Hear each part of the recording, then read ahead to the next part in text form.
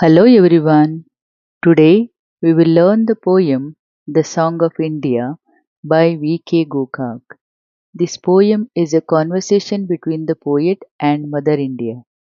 The poet wants to praise India's beauty, but Mother India reminds him that a nation is great only when it faces its problems honestly.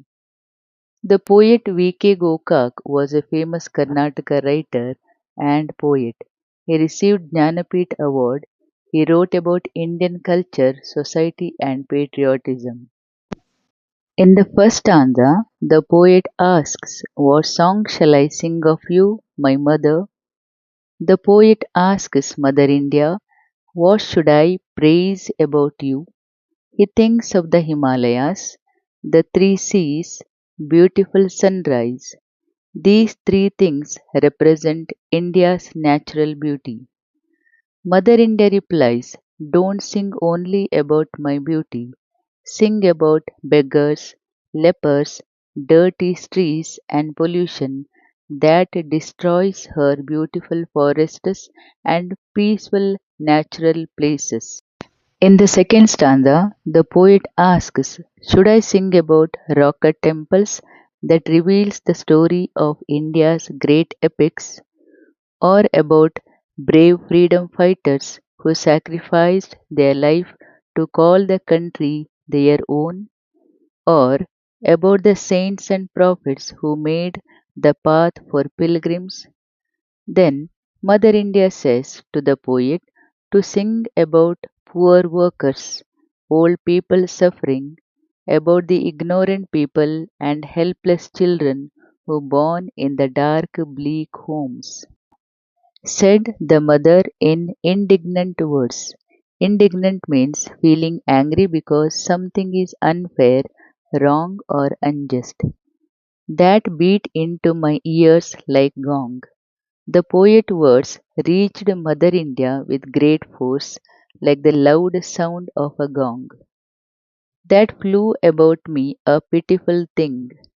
His words kept echoing around her, but she felt sorry that he wanted to praise only India's greatness. Like white birds, the poet's words seemed to fly around her like large white birds. This is a simile that creates a beautiful image of the words moving through the air. In the next stanza, the poet asks again if he could sing about the huge dams, lakes, about the industries, or about the technology, or about the atomic age, the scientific progress, or about the scientists who worked hard to put India on the page of atomic age. Mother says, "Yes, you may sing about this, but remember about the strikes, class conflicts, and labor problems." This stanza tells us that development brings progress and challenges. Lastly, the poet asks, "Can't I sing one completely happy, pure song which is unalloyed? A song bathed in the stainless blue which will not disappear into nothingness?" There he sees a vision. Mother India rises draped in blue sky, milk white oceans moved around her, with power creating a charming throne for her.